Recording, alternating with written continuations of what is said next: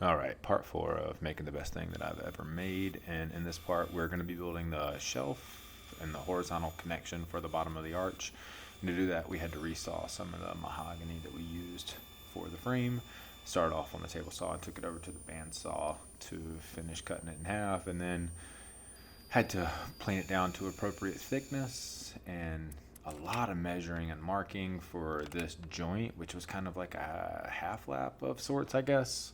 But we cut the majority of the waste away with the track saw and then a hand saw and a chisel to clean everything up and ensure we had a nice tight fit.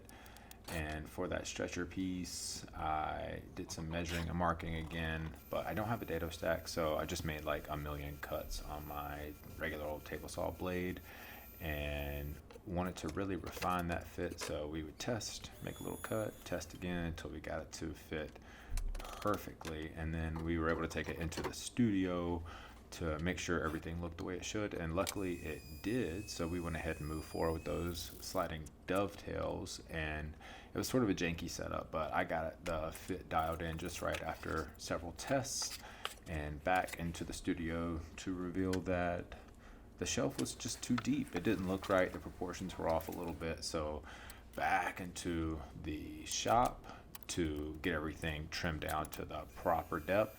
And honestly, I just kind of eyeballed it. I think I cut off like 3/4 of an inch.